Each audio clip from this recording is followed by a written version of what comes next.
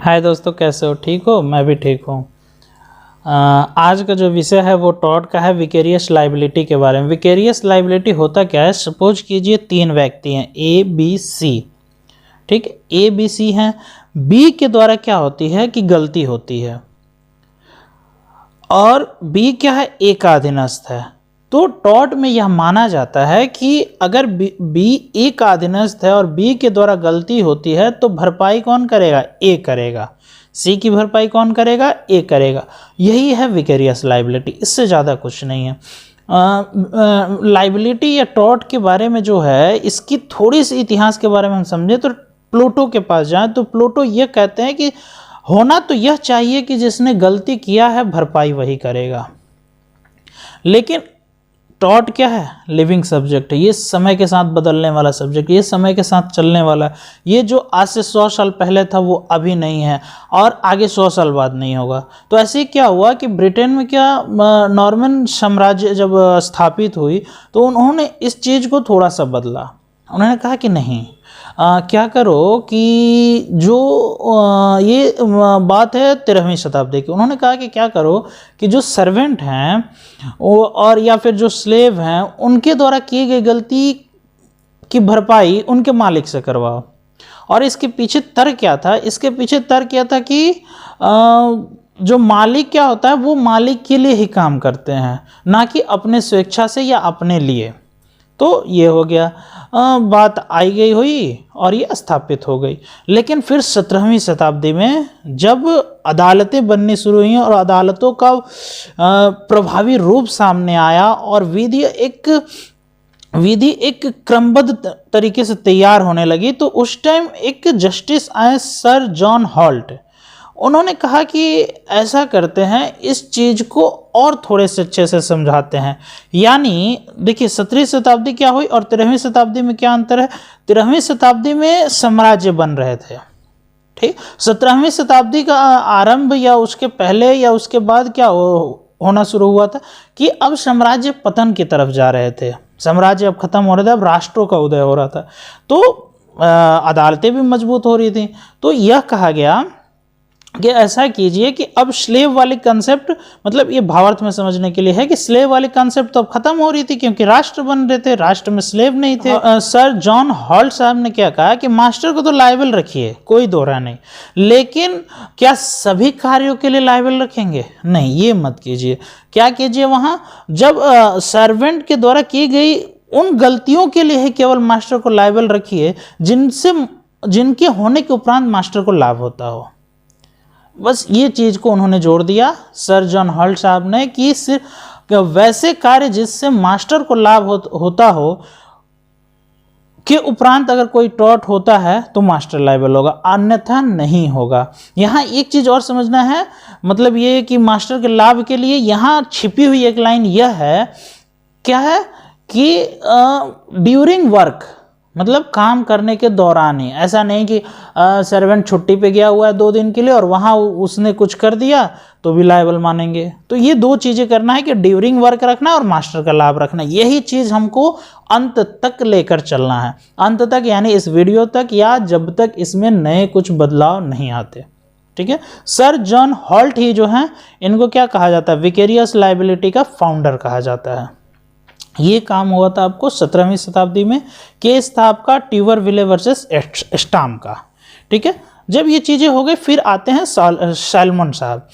Salmon साहब ने कहा कि ठीक है, सब चीज़ हो गया, लेकिन वो कौन सी ऐसी परिस्थितियां होंगी जिनमें विकेरियस लाइबिलिटीज मान्य होगा? कौन से वो तरीके होंगे या कौन सी वैसी परिस्थिति होगी जिसमें विकेरियस लाइबिलिटी? सैलमन साहब क्या कहते हैं कि ठीक है, ये सर जॉन हॉल्ट साहब तो ठीक है, लेकिन विकेरियस लाइबिलिटीज़ के कौन कौन से रास्ते हो सकते हैं? उसके संबंध उन्होंने 3 रास्ते बताए। एक बताया उन्होंने रेटिफिकेशन, दूसरा उन्होंने बताया स्पेशल रिलेशनशिप, तीसरा उन्होंने बताया आपका एबेटमेंट।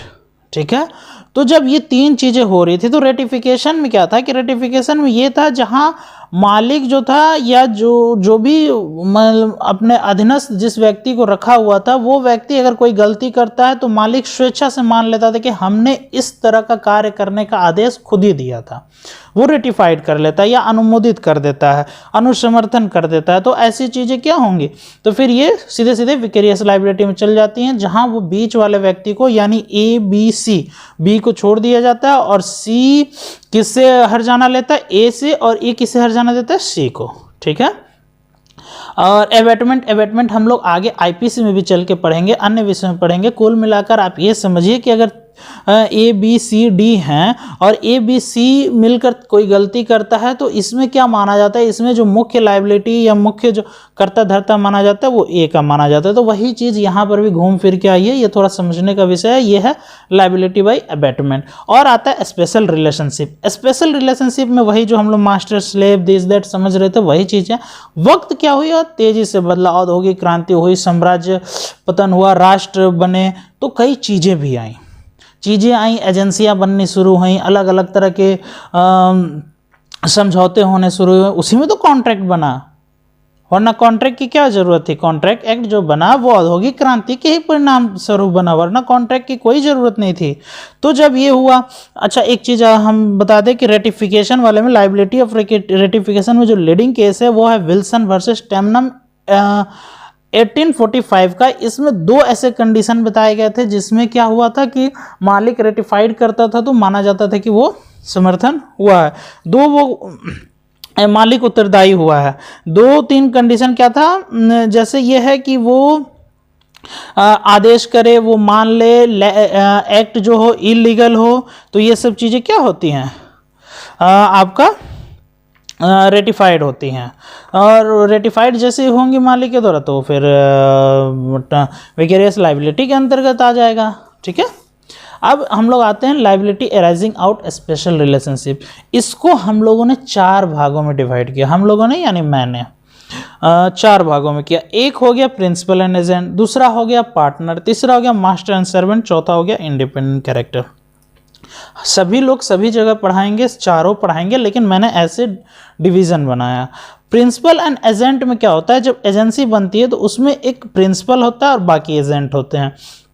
ये माना जाता है कि एजेंट अगर कोई गलती करेगा तो प्रिंसिपल जिम्मेवारी होगा और प्रिंसिपल भुगतान करे। लेकिन हमने 2 चीज़ आपको बताया, कहाँ बताया, ध्यान दीजिए, हमने आपको बताया सर जॉन हॉल्ट के समय।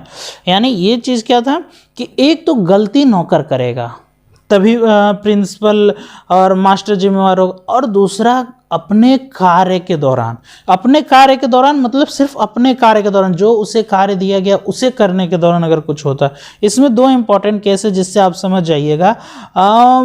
Morgan's versus Launchbury 1972। इसमें क्या होता है कि 4 लोग होते हैं और एक दूसरे को कहते तुम कार चलाओ, तुम कार चलाओ।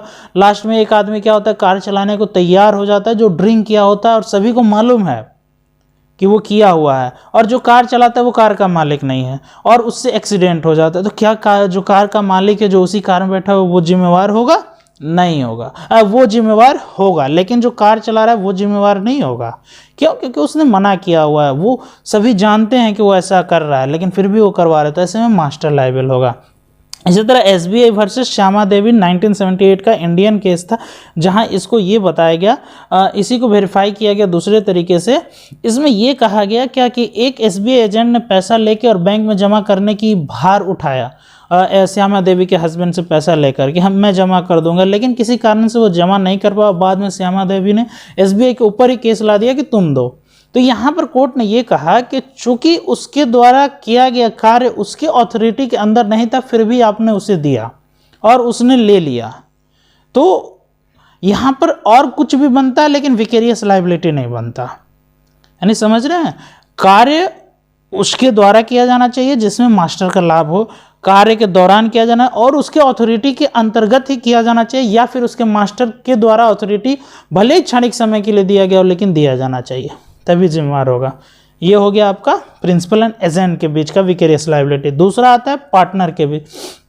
पार्टनर के बीच जब हम लोग पार्टनरशिप एक्ट पढ़ते हैं 25 सेक्शन 25 एंड 26, उसमें साफ साफ कहा गया है कि अगर कोई पार्टनरशिप तैयार होती है जिसमें 4 लोगों ने मिलकर कॉन्ट्रैक्ट बनाई है, या 4 लोग मिलकर क्या करते हैं कि वो कुछ बनाए हुए हैं और उसमें से 4 में से किसी एक ने नुकसान सहा या अन्य कॉन्ट्रैक्ट किया या अन्य तरह का पार्टनर बनाया, या कुछ ऐसा किया जो उन चारों ने मिलकर कोई कंडीशन क्राइटेरिया तय किया होगा उसको वायलेट करता है और उससे नुकसान होता है तो चारों का बराबर का नुकसान होगा। यही है विकेरियस लायबिलिटी में पार्टनर के संबंध में। ये चीज़ें पार्टनरशिप एक्ट में सीधे सीधे समझा दी गई। मैंने एक लाइन शुरू में कहा था ना कि टॉर्ट ने ही जन्म दिया है कई अन्य एक्ट का, उसी में पार्टनरशिप एक्ट भी है। अब इसका एक महत्वपूर्ण केस है हैमलम वर्सेस हाउस्टन एंड कंपनी का 1903 में। इसमें कुल मिलाकर जो सारांश था यही था कि एक का नुकसान तो सभी का नुकसान। ठीक है, अब आते हैं हम लोग मास्टर एंड सर्वेंट पर। मास्टर एंड सर्वेंट को क्या कीजिए कि मास्टर एंड सर्वेंट में चीज़ को समझने के लिए सबसे पहले जानना है कि मास्टर कौन होता है, सर्वेंट कौन होता है। मास्टर वो होता है जो मतलब किसी व्यक्ति के ऊपर हो और जो अपने आदेश से काम करवा सके। नौकर वो होता है जो किसी के अधीनस्थ हो और जो किसी के इशारे पर काम करे, यही होता है। तो यानी मास्टर को जानना चाहिए what is to be done, how it shall be done. यानी मास्टर ये जानेगा कि होना क्या है और कैसे होना है। नौकर को इस चीज़ की पता नहीं। नौकर क्या होता है, अब दो चीज़, एक बड़ी बारीक सी चीज़ है ये समझना, contract of service, contract for service.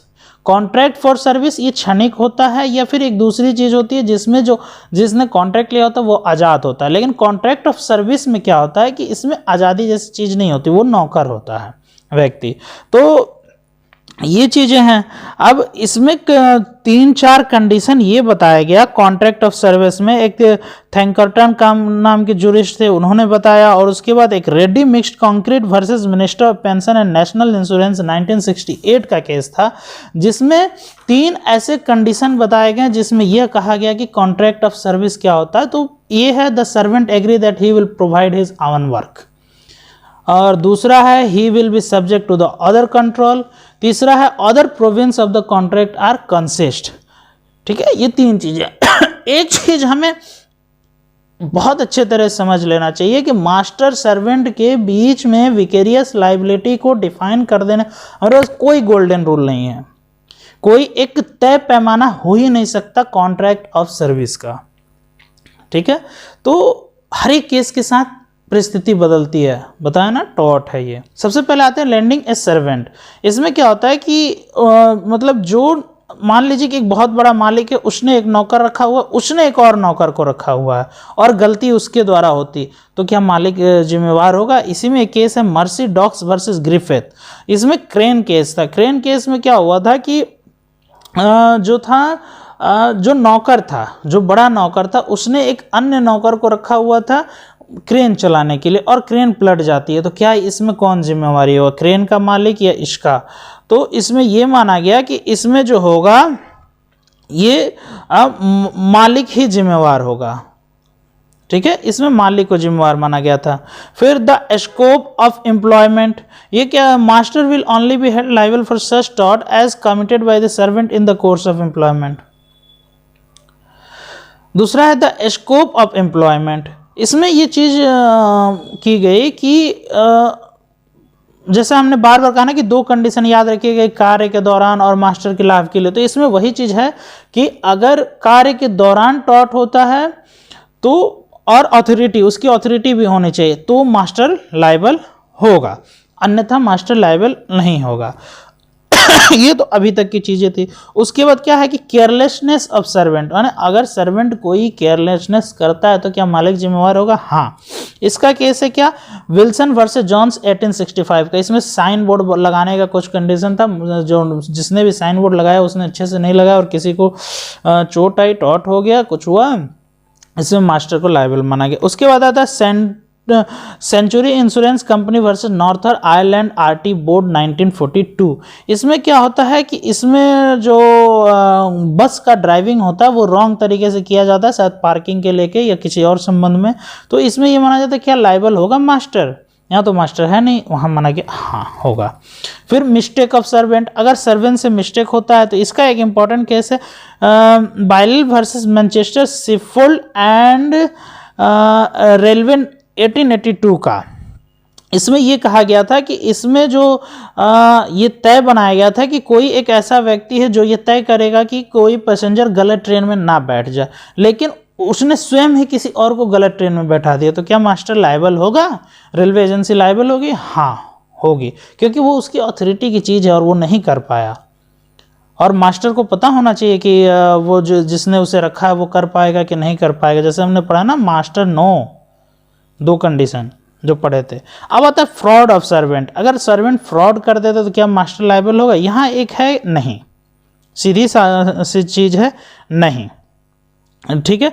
लेकिन नहीं कब? जब अथॉरिटी के बाहर का चीज़ वो करे।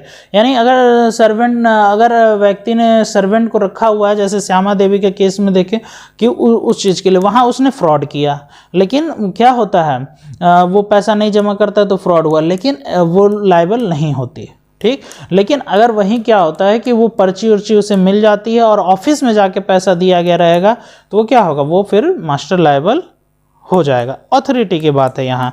और उसके बाद आता है थेफ्ट बाय सर्वेंट। थेफ्ट क्या किया जाता है? चोरी की जाती है।